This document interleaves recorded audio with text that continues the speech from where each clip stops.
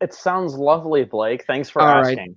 Hey, all right. So they have a lot of these categories. A lot of players can win these awards in college football. But again, this is by the fans. Fans might have different opinions than people who actually have a chance to vote. So the categories this year in the 5th Annual Harris Highlight Show Award Show, we got best quarterback, best running back, best wide receiver, best tight end, best defensive end, best defensive tackle, best linebacker, best defensive back, most surprising team, most disappointing team, the biggest upset, the best single game performance, the game of the year, freshman of the year, coach of the year, offense of the year, defense of the year, and finally offensive player of the year and defensive player of the year, plus some fun little questions you guys can fill some long discussion answered out to. So 19 total questions, 21 if you feel like giving us feedback on the show, providing some extra help for us. Yes, Brady. You said long discussion. I've never heard like a written response be described as long discussion. Isn't it usually like short answer? No, we want long discussion. Really? We want a long discussion with yourself. Like, we're expecting at least 3 paragraphs on these replies. What type of formatting would you like? AP, MLA? Nah, but I just indent. Just make sure you indent. I'm kidding. Do whatever you want. So you can vote for those awards. Now, we've done this in previous years, but if you guys want a chance to present an award, we are going to either have you guys record a video of you presenting the award, or we're actually just going to bring you on the show live to present an award. So you pretty much say where you're from, who your team is, and what the category is going to be. You guys, we are going to be having a lot of ways to win. First and foremost, if you guys win in on this, you guys can donate to the Super Chat. It can be however much you want. If you guys donate to the Super Chat at any point in the show, you guys are going to be automatically entered to win. If you're a Patreon member, now we do have a lot of Patreon members, so unfortunately we can't get them all because as hard as it is to believe, we do want to present some of the awards ourselves, so we can't get everyone. We are going to be choosing 2 of our Patreon members. So if you guys are in the group chat, you guys know who you are. But if you want an extra chance to win, you guys can go become Patreon members, and you're going to be entered to win a chance to come on and present an award. So again, if you guys want to have a chance to present an award, you guys can donate to the Super Chat. Could be $1, could be $1 million.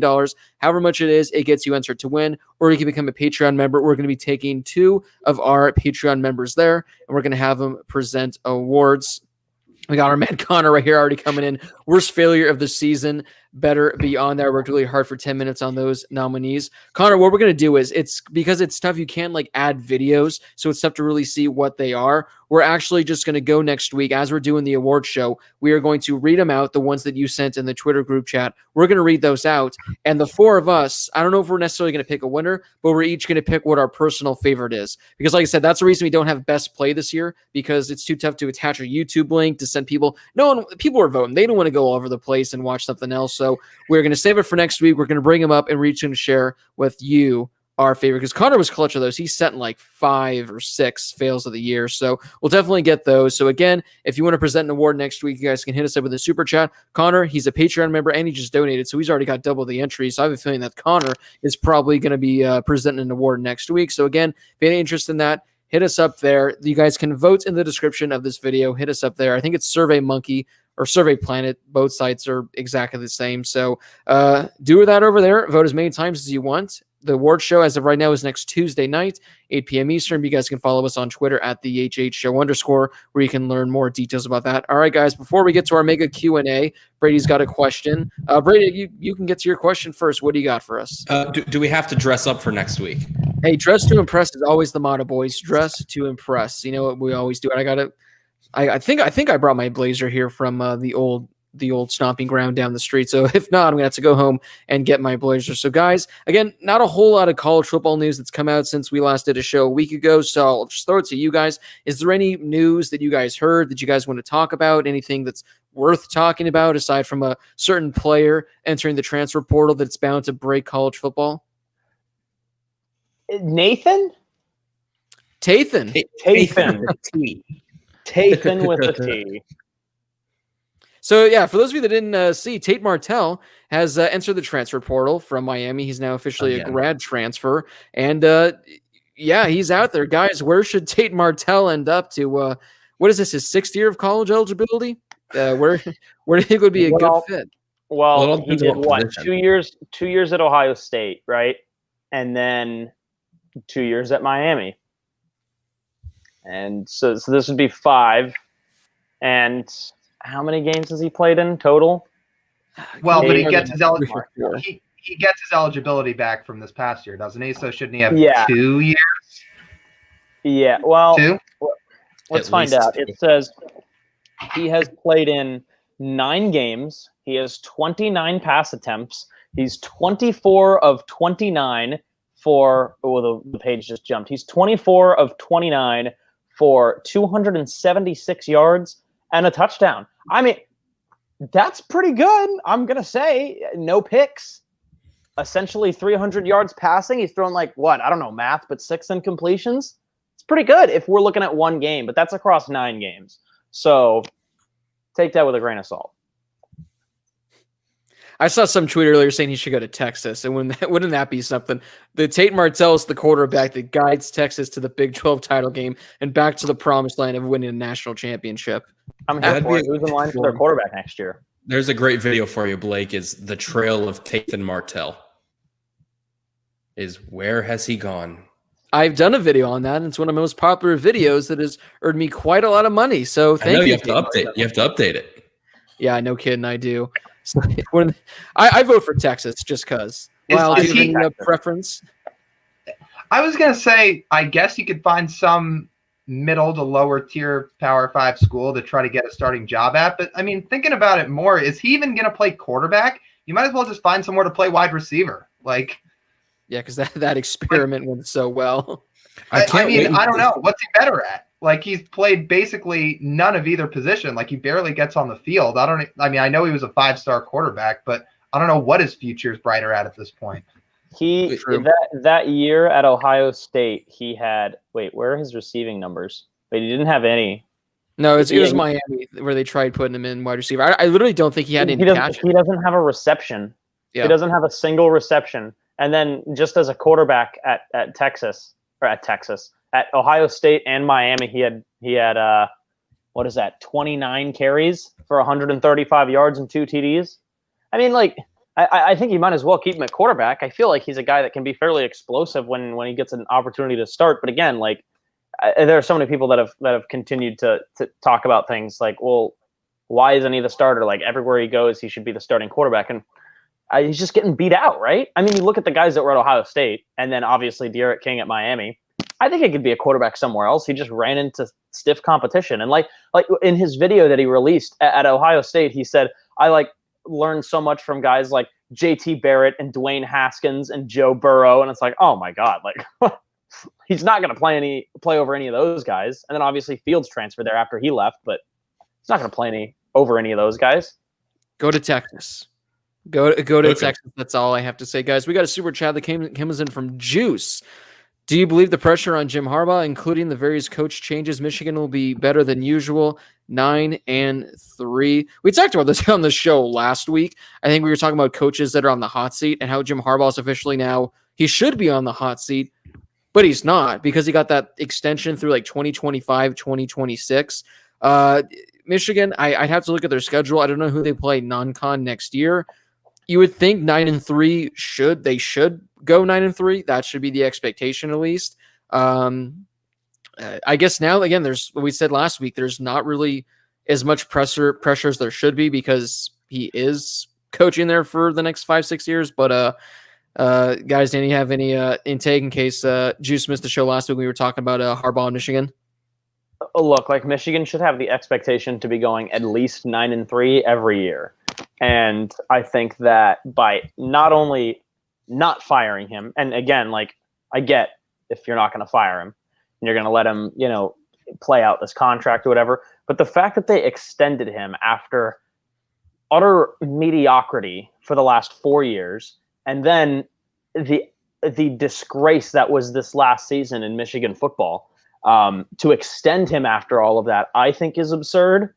But like that 9-3 should be the base level. If you're going to have an off year at 8-4 or 7-5, but then the next year have another 9 or 10 win season, like I think that's okay to have one hiccup in that. But it's been that almost every year for Harbaugh. So yeah, I think they should be 9-3. They should be 9-3 at least every year. So we'll see. I mean, and he had some talent this past year. They just couldn't put it together.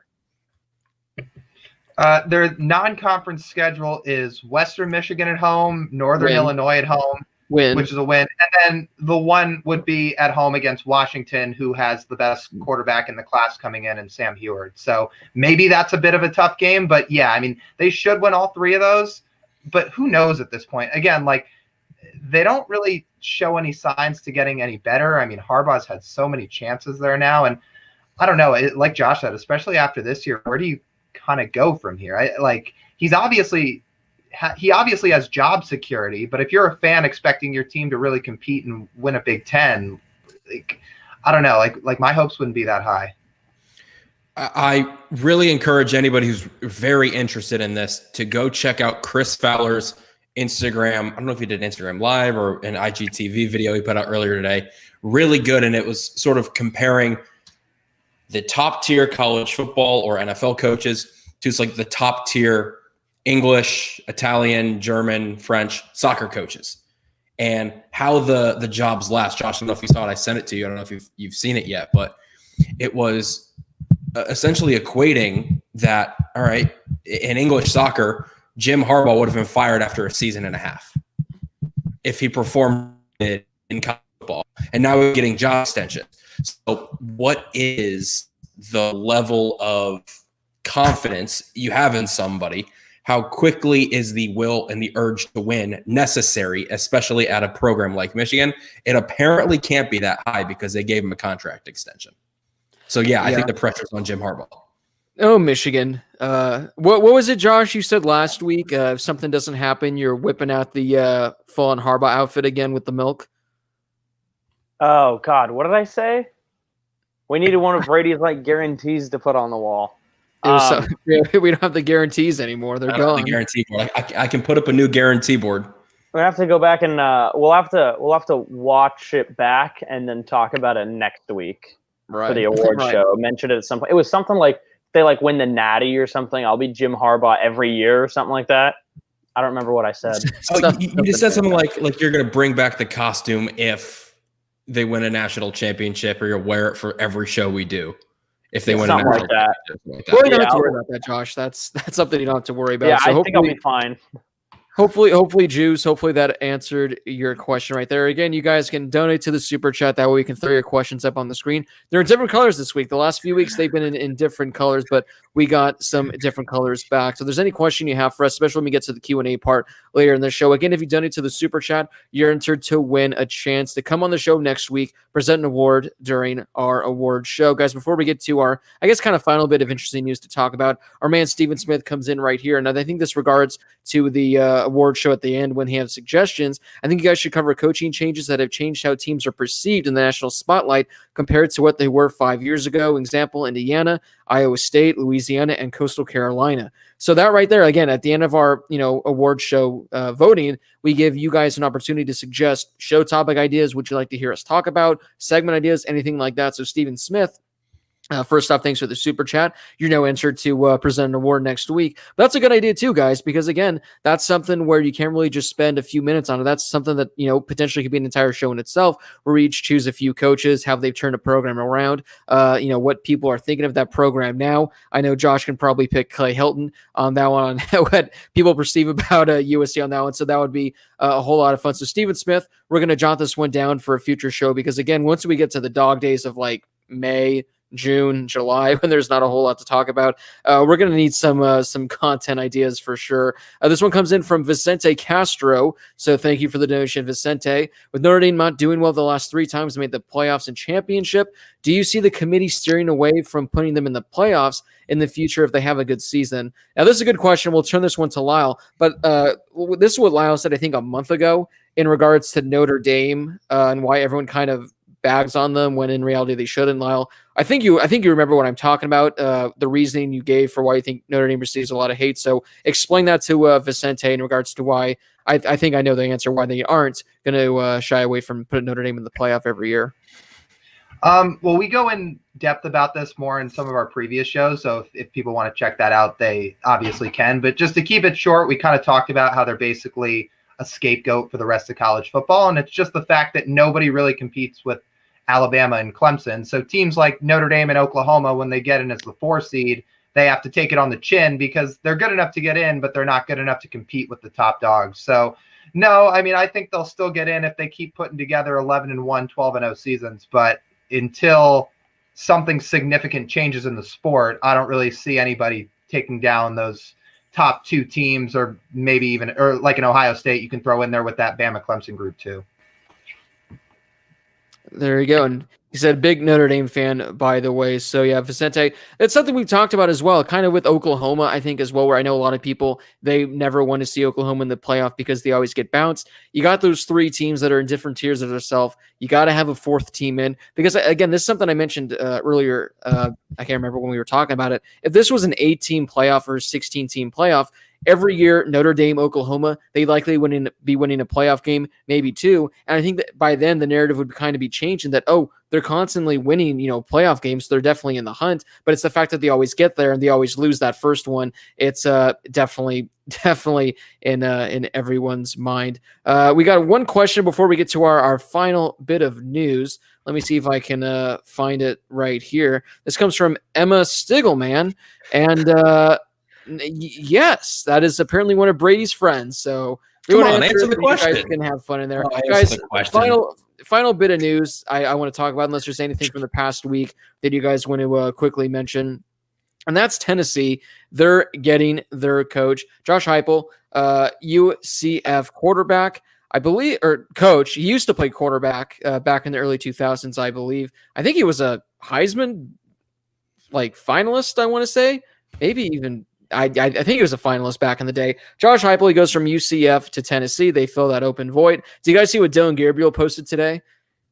No, what do you say? Quarterback. He posted on his Instagram story saying, "Wow, didn't even get a phone call. Didn't even hear from you." So it looks like there's some tension. There's some drama going on between UCF and Heupel because he apparently didn't tell the players. What do you guys think of this move? Obviously, Heupel's done a good job since he took over for Scott Frost at UCF. He goes to Tennessee, one of the toughest jobs out there because there are a lot of expectations, and it's been a while since someone's been able to thrive there. They could have had a good amount of guys, but they opted to go with a guy from UCF. What do you guys think of the hire? I got to be honest. I think this is the exact same thing as we saw from Frost when he went to Nebraska. It's a program that was struggling. It is historically one of the top programs of all time.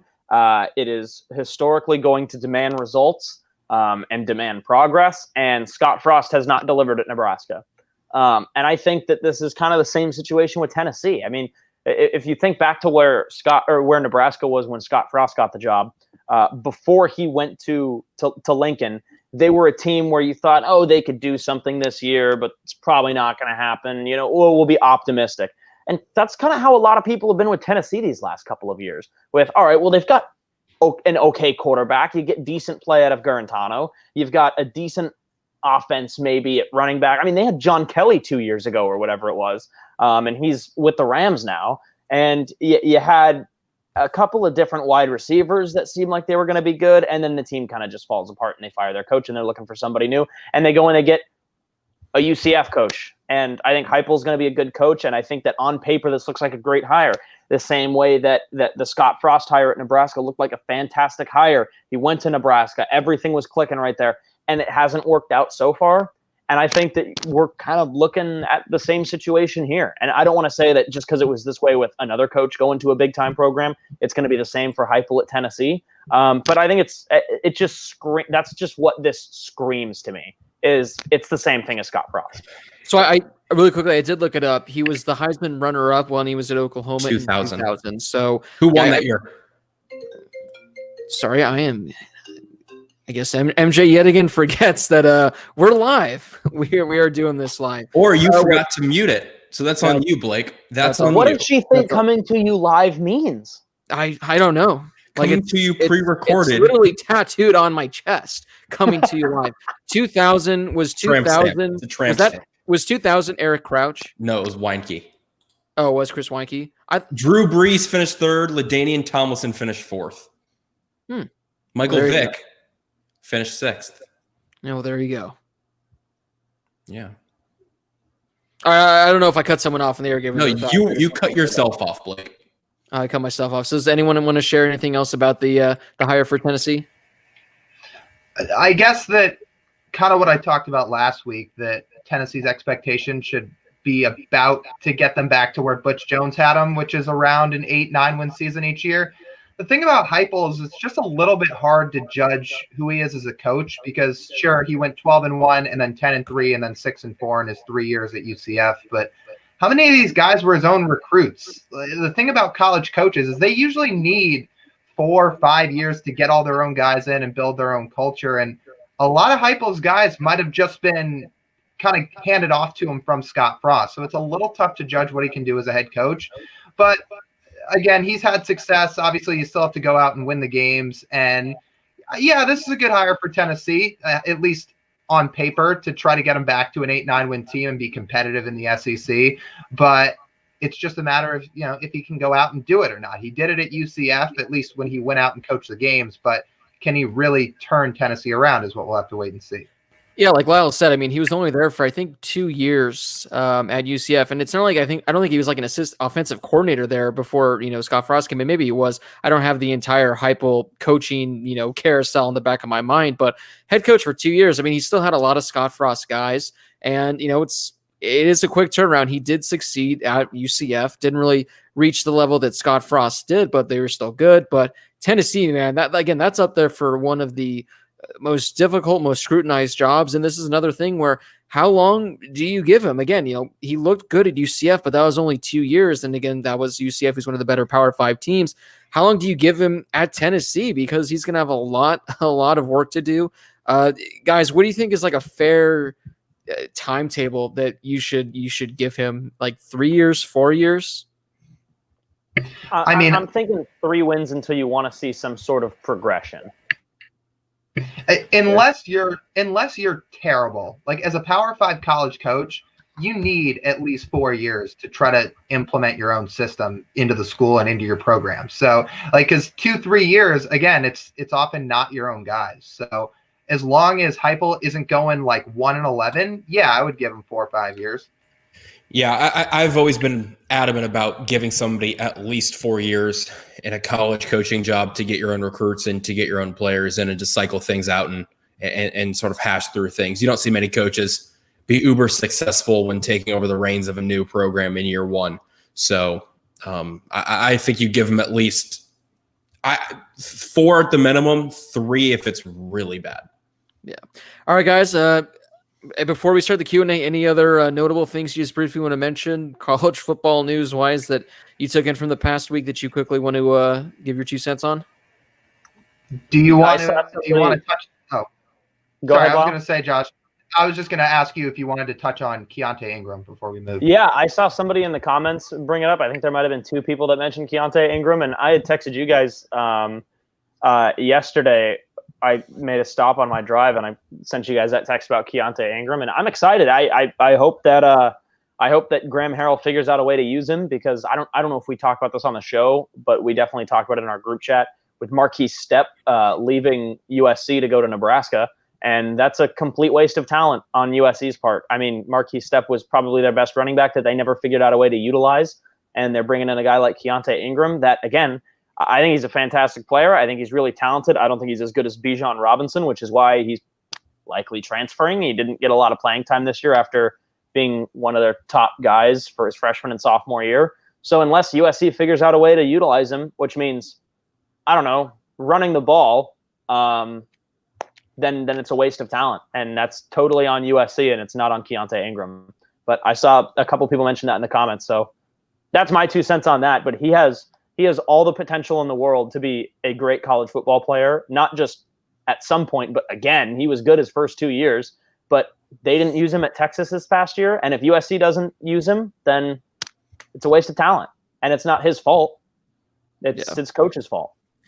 It'll be interesting to see. I mean, again, I when I heard that, I was like, hasn't he kind of really been underwhelming while at Texas? Maybe he can break through an SC. Lyle, Brady, any notable things you want to mention before we move on? Yeah, the one thing on the Keaontay Ingram thing is I feel like it could be, granted it's a different scenario, but I feel like he could have a Trey Sermon type comeback. If he were to, we saw how good he was at Texas, then Bijan Robinson came in, the highly touted freshman from Arizona. So I feel like he could have a Trey Sermon type season. I'm not going to say he's going to, break some all-time records, but I think he has a very good future ahead of him still in college football.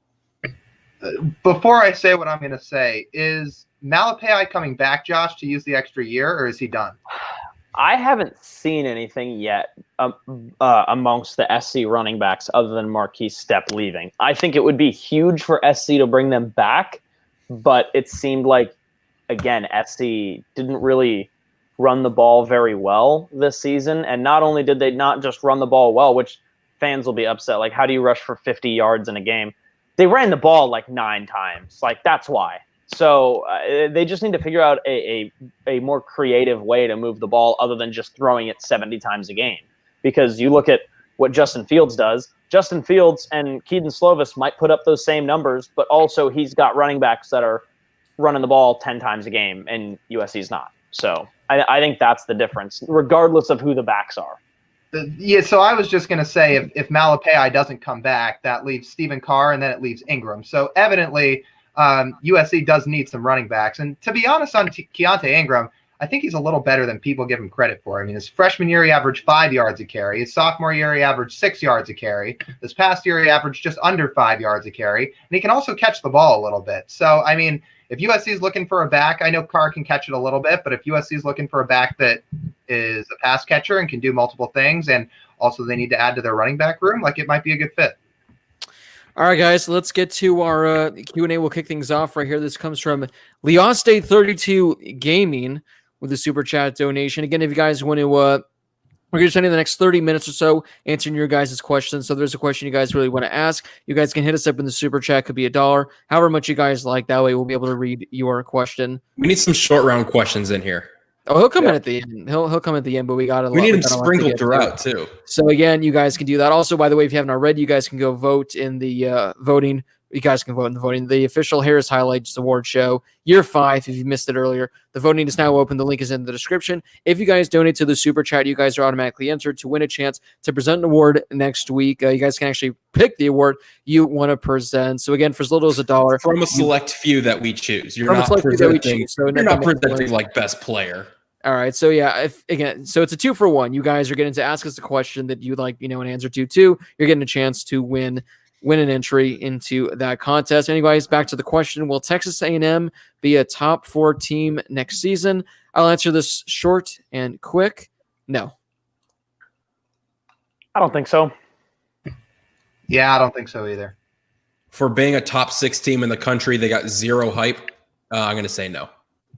They could be top 10, but I think top 4, it might be a little stretching it. They might not even be top 4 in the SEC. So we'll just have to wait and see. This next question comes from man Connor, Conman752. He comes in with the very generous donation in the super chat. I'm firmly in the when, not if, Justin Fuente gets fired camp. Another 7-6 or even 8-5 season might not be enough to save him. And if we lose to Liberty or Old Dominion again, then his firing would be guaranteed. Who should Virginia Tech look at when this happens? I think this was something I mentioned last week when we were talking about coaches on the hot seat, where I said if anyone's going to get fired mid-season, I think Justin Fuente is the best bet. I know a lot of the guys we mentioned last week, they're probably going to let them ride out the season. This is one if they start 2-3, 1-2, something like that, he might get the axe. I don't think they're going to lose to Old Dominion again. I don't think that's going to be that bad. I don't think the loss to Liberty is necessarily as bad as it used to be in years past. But guys, I think we briefly mentioned it last week. I know we talked about Luke Fickell. He probably wouldn't go to Virginia Tech unless for whatever reason he wants to, and that's his only offer. Just give me, if you guys are in charge, let's just say you're a Virginia Tech fan, and you can have any coach you guys wanted. Who do you think would be a good fit for the Hokies? I think you can't steal my answer of Lou Holtz that I give for every coaching point. Honestly, if as a college football fan, I would want my next head coach to be Luke Fickell. I don't know. I'm trying to think who they could get from maybe a smaller school. Brady Hoax at SDSU, but I don't think that he would leave, at least not yet. Maybe Danny Gonzalez at New Mexico, but the issue is Danny Gonzalez is at his alma mater coaching. So I don't think that's totally reasonable yet. I don't know. It's interesting. Maybe, Virginia Tech. Here's a hot take. Carl Durrell from Colorado. I don't know what his contract looks like there, and I don't know what they think the future is with the Buffs. But Carl Durrell, former UCLA coach, hadn't coached in like 8 years, and then randomly got the Colorado gig. Maybe Tom Herman, maybe Billy Napier, if they're interested. I mean, those would be the two off the top of my head. But, I mean, there's so many options out there. I'm going to go off the beaten path a bit and say someone who's currently a head coach at a great basketball school. What about bringing a guy like Les Miles in, who has proven himself as a decent coach in college football? It's tough to turn around Kansas, but maybe a guy like Les Miles could make his way over there to Virginia Tech. I'm not saying it'd be a great fit. I'm just thinking he's someone that's been around for a while. We also have Gus Malzahn available to be hired. So, one of those guys. I don't think Virginia Tech's a terrible spot to land. I think it's a really good, always consistently decent team in college football. So I think it's a pretty good spot that any coach needing a resurgence could have. I don't think you're going to see many guys move up to a Virginia Tech like a Billy Napier. I don't think that's a good spot for him to move up.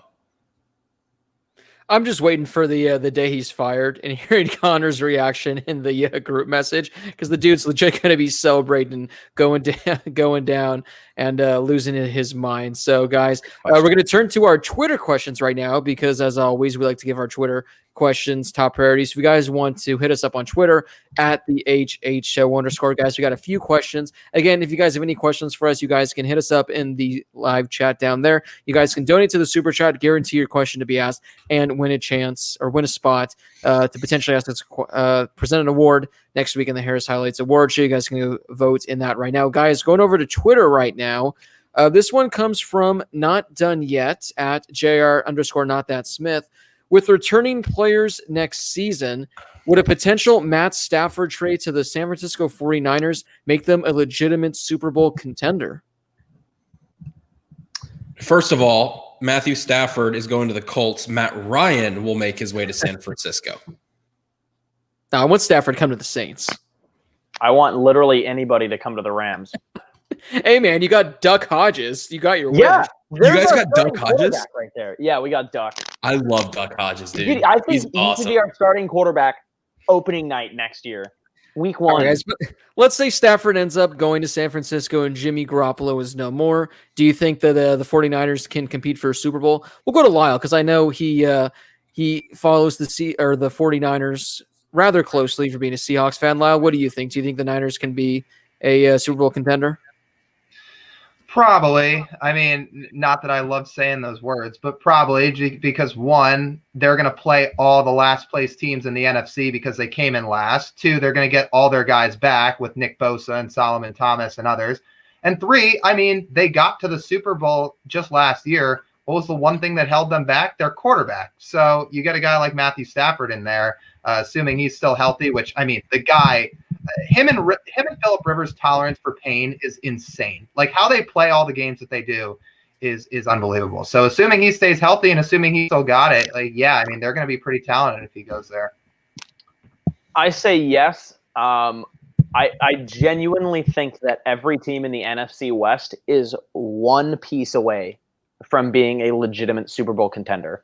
Yeah. The Niners, the Seahawks, the Rams, the Cardinals. I think every team is one slight piece from being a Super Bowl contender. And I think, kind of like Lyle said, the thing that's been holding San Francisco back, in his opinion, in my opinion, has been Jimmy Garoppolo. Not this season. I think the injury bug is what held them back this season, first and foremost. There were weeks where everybody was out. So I think that was an issue for them. But yeah, I think they got a guy like Matthew Stafford as their quarterback. I think that would be an immediate upgrade. I think there are a few teams right now where, like Lyle said, the tolerance and durability of Matthew Stafford we've seen just this last year alone in the last few weeks of the season is essentially unmatched buddy of the NFL. So I think adding Matthew Stafford to any of the teams that I mentioned, whether it be the Colts, whether it be the Niners, whether it be the Rams, I don't know, just pick the Rams because Josh is, go Rams, whose house? So I think Stafford is the one quarterback that could be available. Rodgers isn't leaving, so nobody get your hopes up. I think Stafford is the only quarterback available that is implemented and immediately wins, because I don't think the teams that Deshaun Watson wants to go to are in a position to win. So the teams that are in a position to get Matthew Stafford and win, that is the most logical sense. And I think the two teams, I'll say Niners and Colts. I think those are, and I'm going to stick by that. Yeah, the crazy thing is the fact that the Niners should have won the Super Bowl last year. They had a nice fourth quarter collapse, and they were pretty good this year considering their top 10 players across the board were all hurt, missed the season at some point. So yeah, if Stafford goes there, I think they're definitely in contention again. Will they win? I don't know, but yeah, don't sleep on the Niners if they're able to get a good quarterback. Guys, another question from Twitter. This isn't organized pod. Does the 2019 LSU team lose by less than 21 points against either this year's Jets or Jaguars team? So if you were to take that 2019 LSU team, face them against the Jets or the Jags, do they keep it within 21 points against them?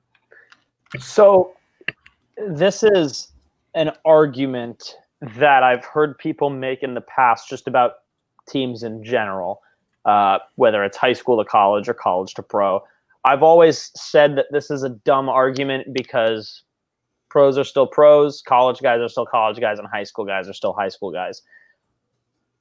When you have a team where they had 21 of 22 positions drafted or whatever it was, that's kind of insane. I think that both of those teams are still pro teams. Obviously, any given Sunday is a thing. The Jets came to LA and beat the Rams this year fairly convincingly. It wasn't an ugly win or anything like that. They just went in and won. I think that these LSU teams would lose. I'll go 21 points. That's what the question was, right? Was they lose by less than 21? Yeah, I think it'd be right on. I'd give it 3 touchdowns exactly. Yeah, I don't think any college team could beat an NFL team just because the NFL teams are the best of the best. And I think we've talked about this before. Yeah. But like Josh said, if there was any team that could keep it close, it would probably be the LSU team from 2019 that had all those players drafted. Yeah, going up against an Adam Gase coach team. They probably wouldn't win, but they could probably keep it within 20 high points. on smelling salts the whole time. Yeah. Yeah, Adam Gase probably gets high on smelling salts the whole time. Who knows what he's doing? Yeah, I think it's one of those things where we've talked about this, and I'm adamant about this point, is it doesn't matter how good of a team you are in college. You take all the best college players, that's what an NFL team is. So I don't see any world.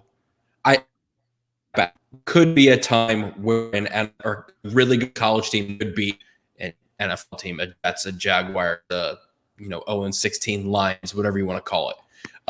But I don't think they keep it close. I like the 21. I'm going to go with what Josh said. I think 21's right at it.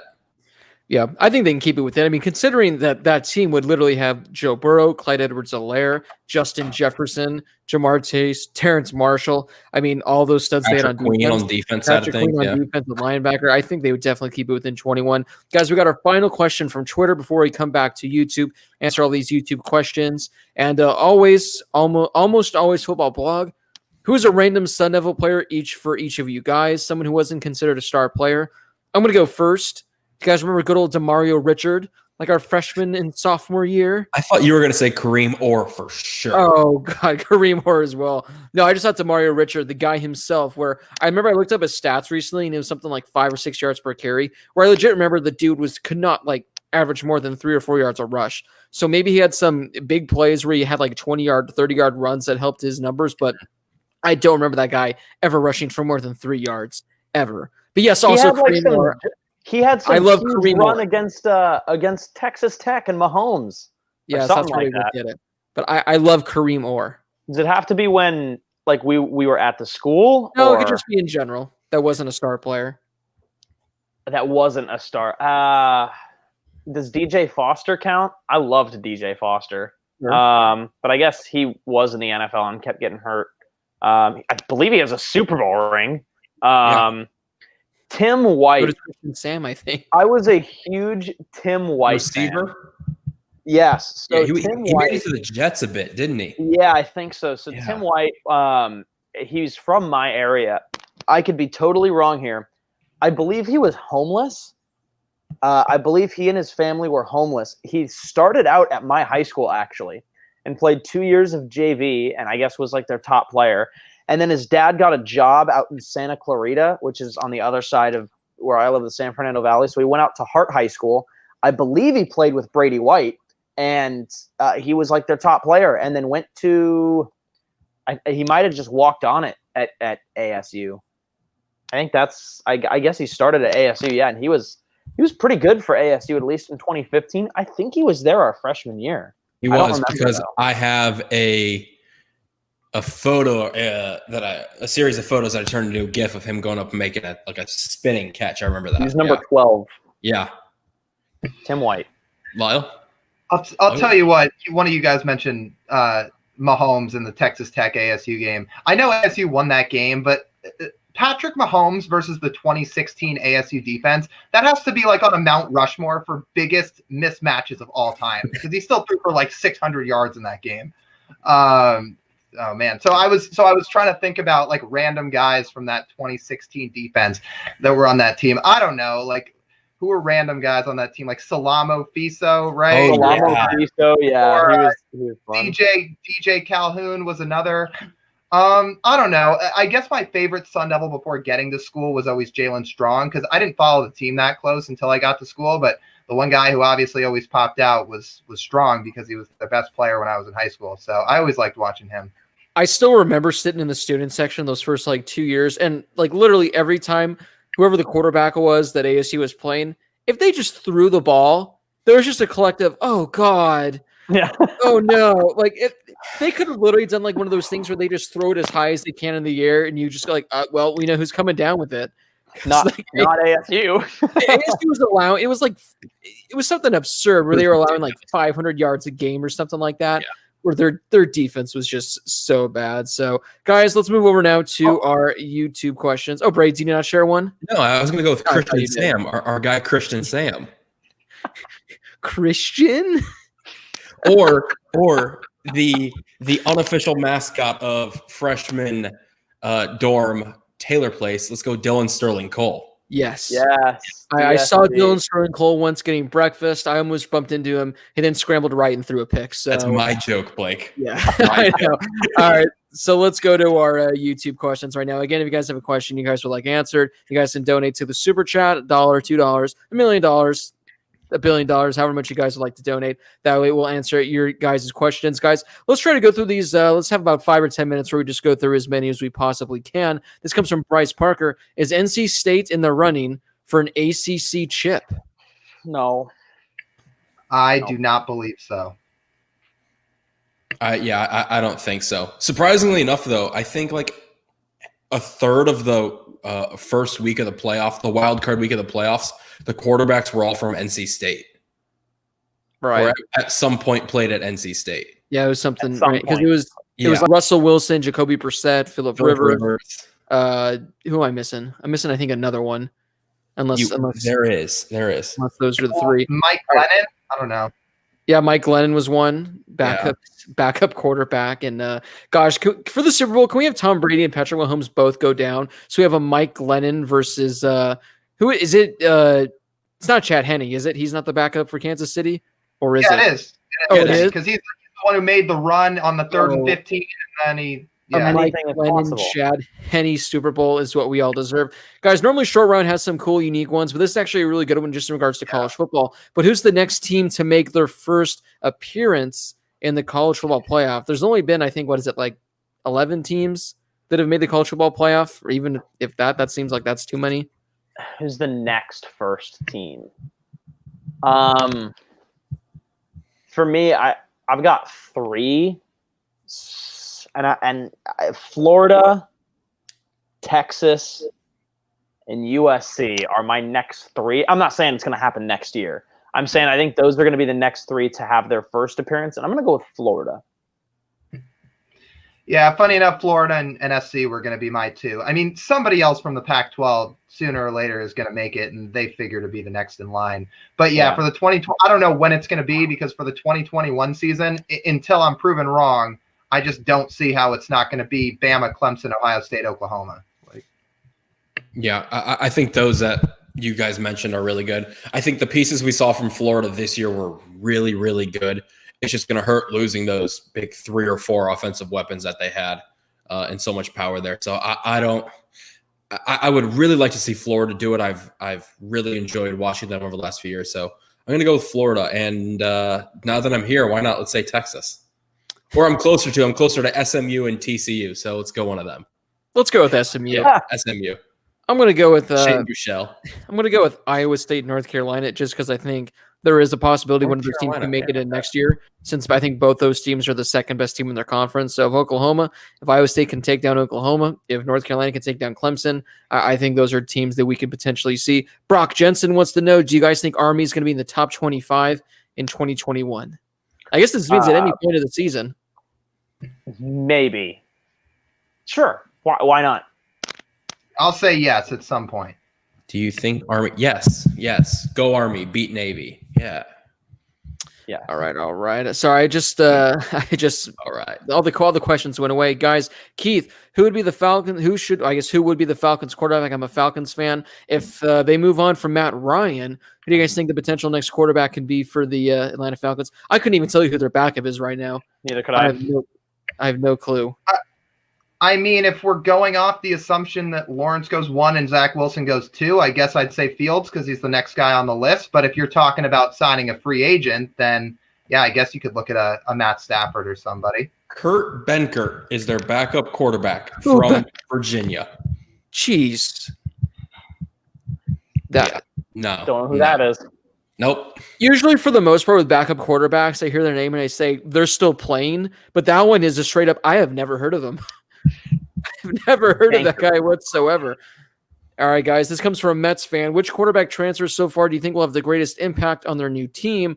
I know it's kind of early, though. Wherever Tate Martell goes. Yeah.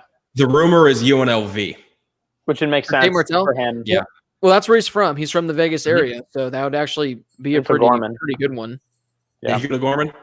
Yeah, he went to Gorman. Well, help me out here because I'm trying to think about who all the transfers are because there's Garantano at Washington State. There's Jack Cohn. Master list. That might be an interesting one too.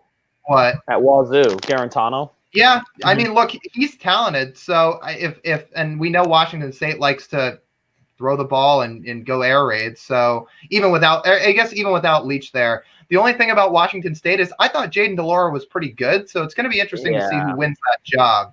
It's got to be DeLora. So it's just kind of tough to know. And then I'm trying to think about who else is a transfer. I'll put out one. Charlie Brewer, he transferred to Utah. I mean, he was a stud at Baylor, and then this year they just kind of fell off the map. So if he can win that job at Utah, I think that could be a good one. Didn't the McCaffrey transfer? Both of them are in the transfer portal. Yeah. One of them was at Michigan and then went somewhere else. Yeah, because he wasn't at Michigan this last year. Yeah, Luke was at Nebraska. I think Dylan was at. Dylan was a quarterback at Michigan. I don't think he's there anymore. Yeah. Yeah. So, I mean, there's a lot of good quarterback transfers in regards to this upcoming year. So that's going to be a lot of fun to see, guys. It's Kobe says, Tennessee or Vanderbilt, who is worse? Vanderbilt. Vandy. Not even close. Now, I'm looking at one. There's a good one from Short Round right now. I'm like about 10 minutes back in questions. I don't know if he's asking this. He's asked it again. I'm currently at 546. So Short Round, if you remember what you asked at 546. He just asked it again. He just asked it again. Well, I'm gonna save it for later because there's still a lot of good ones here. This comes from Farting Incognito. Why is Texas slowly turning into Nebraska? Bo Pelini, Nebraska was consistently turning in 9-win seasons, and look how they've gone downhill from there. Texas expects too much too fast. Do you agree? It's a good one. Yes, I do think that they expect too much too fast, and I think that teams like that kind of need to temper their expectations a little bit, like Texas, like Michigan, like USC in the past. Bottom line, these are the same schools that historically are good programs and should be expecting 9-win seasons every single year, 9 or 10-win seasons. Settle for an 8 if you have to. Fact of the matter is that Nebraska is not very relevant at the moment, and I think Texas is more relevant than that. They kind of turned their season around at least a little bit at the end. A couple of years ago, they had a decent season. especially with Sark, I think they need to temper the expectations moving forward. You're losing your quarterback most likely. Ellinger would have been there for his 6th year, something like that, if he decided to come back. It's time to move on. It's just, for Texas, it's repetitive. It seems like it's the same thing every year. It seems like their issues are the same ones that they have every year. So yeah, I totally get that. And I think that they expect too much. They deserve to expect a lot, but based off of the quality of football that they're playing right now, I think you need to settle down a little bit. Yeah, and we talked about this a couple weeks ago about Tom Herman. Like, I didn't think he really did anything to deserve to be fired. I know Sark was great at Alabama, and maybe his innovative offensive play calling is going to transfer over to Texas, and that can be the difference. But the problem is Texas, again, like the question says, they do expect too much. Since they've been great in the past, they expect to be great now. And how many times can we say it? There's a problem in college football right now where there are teams like maybe Texas or Nebraska or a USC or other teams that are usually powerhouses, and they expect to be at the top. And the problem is people can't beat Clemson and people can't beat Alabama. So look, if Texas gets back to winning the Big 12, I think that's a win. And even if they sneak into the playoff, that's a win. But it's to expect a national title right now is just tough. Yeah, I think it's one of those things too where the one thing I really don't understand at this point is Tom Herman had what? It was like he had a few 9-win seasons, 8 and 9-win seasons, right? He had never had a losing record when he was at Texas. And they asked him if he were to, do that at Michigan, he'd be given a lifelong contract. So who the hell knows? Very true. like Lyle said, tempering expectations is one of the big things that needs to be done, especially for these historical programs. Like he said, a Texas, a USC, I'd even throw UCLA in there as well, but they, need to get more than 2 wins a year. I just think some of these all-time great blue blood programs or blue blood's basketball, right? Yeah, whatever you want to call it. It's blue. It's blue. Blue. Go blue. Hey, there you go. So I just think some of these higher level programs need to have some ease into a new coach and have some leeway with them before giving them the axe completely. All right, guys. So we got about 5-10 minutes left. So let's do our good old favorite rapid fire in regards to answer. John Osuna, what record will Sark have at Texas next year? 8-4. I'll say 9-3. I was going to go 9-3. I'm going to include the bowl game, so I'm going to go 9-4. Of course, we'll get that in there. Junior wants to know, who do you see pulling a Joe Burrow, coming out of nowhere, and potentially winning the Heisman next year? Also, who do you think will be the first group of 5 team to make the college football playoff? The first one, I think the easy answer is Brock Purdy, but I'm going to step away from that, and I'm going to go Jaden Daniels. I think he's more talented than Brock is. And first group of 5 team to make Cincinnati. Why not? Yeah, Cincinnati is definitely my answer for first group of 5 team, especially if they go undefeated again this year. And then for pulling a Joe Burrow, look, after the way he looked in his final few games of the season, I'm going to say JT Daniels. I'm going to go with a player from the team I'm going to be picking. I'm going to go Desmond Ridder and Cincinnati. Yeah. Yeah. Screw you, Brady. Yeah. Should have went first, Blake. I should have, but as the host, yeah. I'm gracious. I'm looking at the odds for next year, so we have to, because I think Burrow was something like 200-1 odds or something. He was a long shot, so I'm looking at long shots next year. Bo Nix at 500-1. No, that's not going to happen. Let's go with Casey Thompson, quarterback at Texas. Maybe he looked good in that half against Colorado. Maybe he looked athletic. Maybe he could look good there. Guys, Steven Smith comes in with the super chat donation. Our man Steven. Who do you think the top 3 teams are going to be in the Big 12, and who will win the Big 12 championship this upcoming season? I'll just start with mine. Oklahoma, Texas, Iowa State in no particular order. In regards to winning it, I'll just go out on a limb for Steven and say Iowa State. I predicted them last year to win the Big 12, and I'll just keep my prediction until they eventually win the Big 12. I'll say Oklahoma, Iowa State, and then Texas in that order. I think Oklahoma State might be in the mix, but I think they're going to lose a lot. And I'm going to go Oklahoma. Oklahoma over Iowa State. Yeah, mine's the same as Josh's. Oklahoma will win it. Iowa State will come in second. Texas will come in third. Our good old buddy Pac-12 Shorts comes in. Does UCLA go above 500 next year? Can they get back to the promised land of being a 500 team? Yes or no?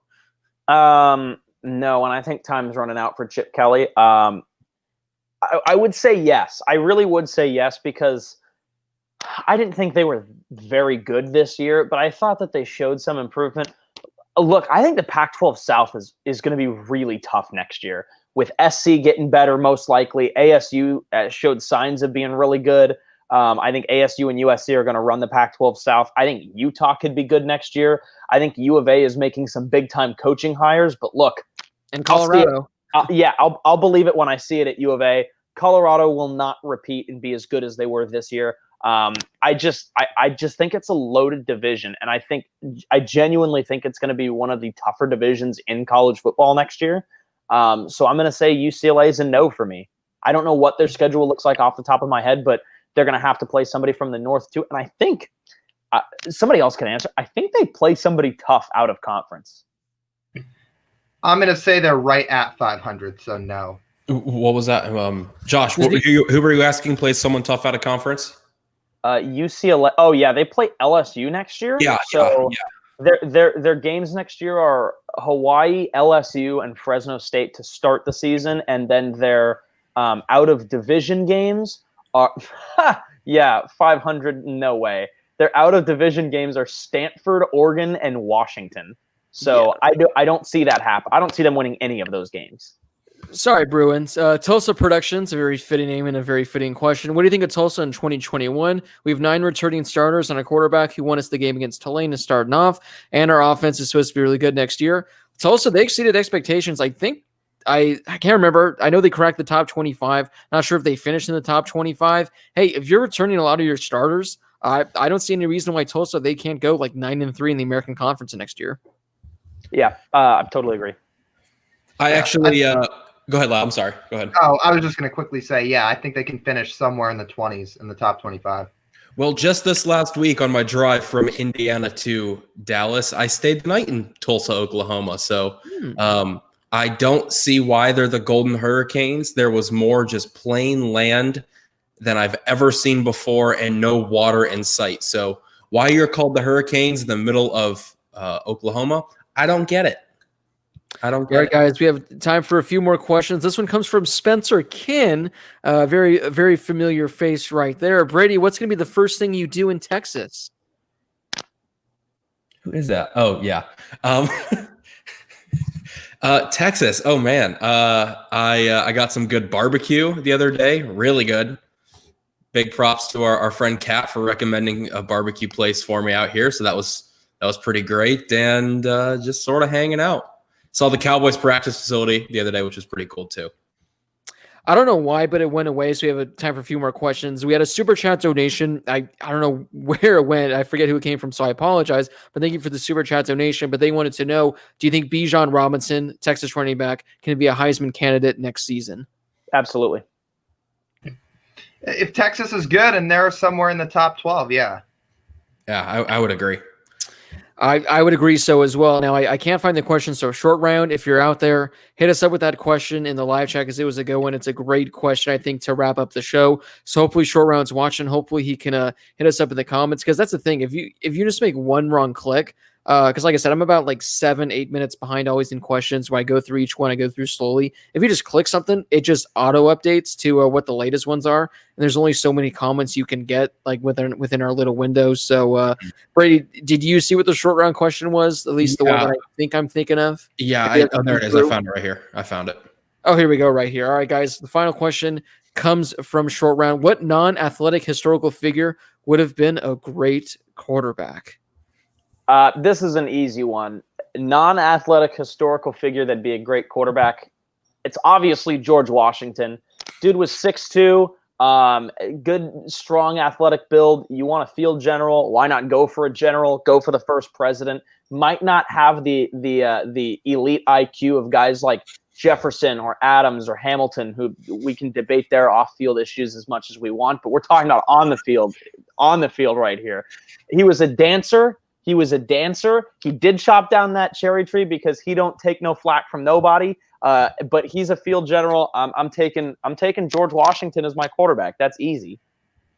Easy. There's no other answer. Sorry. Does it have to be a historical figure, or can it just be a non-athlete? It can be a non-athlete. Well, it's whatever you want it to be. Well, historical figure, somebody might have to come back to me, because for the non-athlete that I thought of was Quavo from Migos, because I remember there was a year the Texans quarterback situation was so bad, there was legit a Twitter outcry like calling for this guy to go play quarterback, because apparently he was actually a good quarterback back when he used to play football. He might have played a little bit in college. I know he played in high school. So that was my non-athlete, but historical figure, I might have to do some more thinking. All right. Well, I've got mine, Josh. I see you're 6'2" president. I'm going to raise you 2 inches because he's too lanky. He's not. No, he's not. You tell me he. I'm not going to say that. I had such a good joke. Josh, I have such a good joke for this. You and I are you and I are on the same page. Go ahead. Man, I was going to say Abraham Lincoln. 6'4", good pocket presence. Is somebody taking William Howard Taft as their left tackle? Or I was just going to say Taft would be a good lineman. Josh, you and I have the same joke in mind. Look, if he takes a high hit, targeting.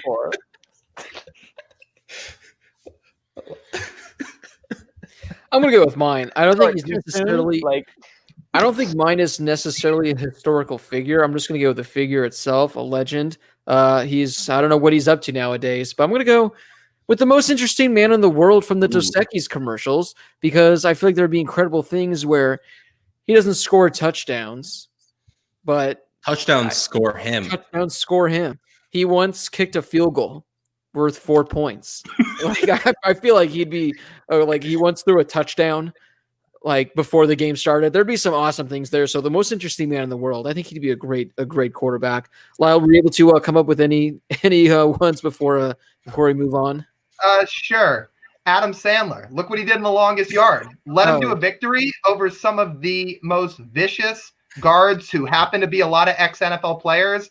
One of the hardest fought wins I've ever seen. And he had to be all right, fine. I'll go historical. What about non-athletic means not an athlete. So I can't pick a former athlete is what they're saying. Athlete. I didn't know that had 3 syllables. Can I go Mark Harmon? He played college football.